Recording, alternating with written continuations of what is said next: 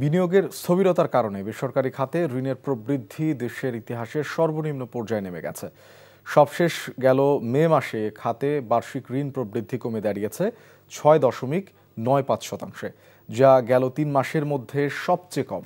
বেসরকারি খাতের ঋণ প্রবাহ কমার পেছনে রাজনৈতিক অনিশ্চয়তার পাশাপাশি সুদ হারের ক্রমাগত বৃদ্ধি, তারল্য সংকট এবং সরকারের অতিরিক্ত ব্যাংক ঋণ নির্ভরতাকেই দায়ী করছেন অর্থনীতিবিদ সহ সংশ্লিষ্টরা।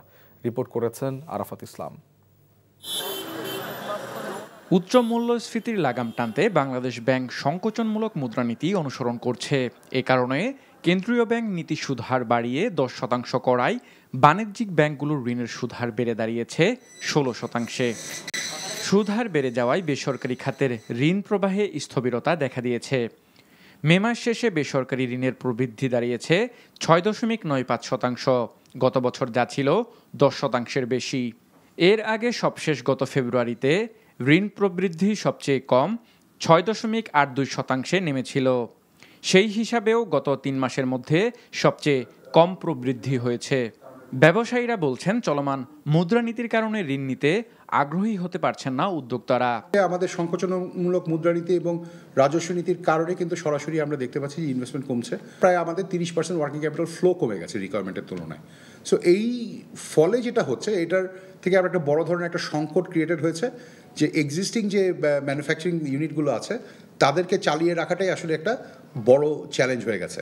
সো এই পলিসির ফলেই কিন্তু ব্যাংকের দুর্বলতাটা আরও বাড়ছে এবং এটা সবচেয়ে বেশি বেড়েছে আমরা মনে করি যে আপনার এনপিএল এর ডেফিনিশন যে 6 মাস থেকে 3 মাসে নামিয়ে দিলাম আমরা, সেটার কারণে আমি মনে করি ইটস টাইম টু রিভার্স ইট।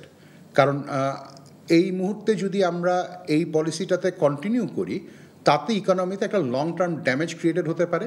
এছাড়া বাণিজ্যিক ব্যাংক থেকে সরকারের ঋণ নেওয়া কমানোর তাগিদ অর্থনীতিবিদদের। সরকার যদি বেশি বেশি লোন ব্যাংকিং সিস্টেম থেকে নেয় তাহলে সেটা বেসরকারি খাতে যে ঋণ প্রবাহের উৎস সেখানে কিন্তু টান দেয়।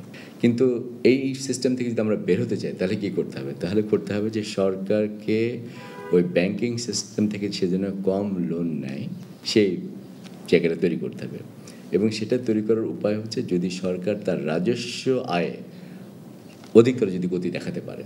বেসিক কতগুলো প্রিকন্ডিশনস আছে যার মাধ্যমে আমরা ব্যক্তিগত বিনিয়োগকে উৎসাহিত করতে পারি। আইন শৃঙ্খলা একটি, তারপরে জ্বালানি খাতের যে বা জ্বালানি নিরাপত্তা এটা নিশ্চিত করা। কাজে আমি বলবো যে বিনিয়োগের পরিবেশে যে উন্নতি হচ্ছে এটা কিন্তু খুবই সম্ভব গতিতে। এই জায়গাটা আমাদেরকে আরও অধিকতরভাবে বেগবান করতে হবে। আরাফাত ইসলাম, এনটিভি নিউজ, ঢাকা। বান্ডেল থাকলে প্রতি সেনমানিতে টাকা বাঁচবে। বিকাশ সেনমানি বান্ডেল কিনে জিতুন প্রতি লেনদেনে।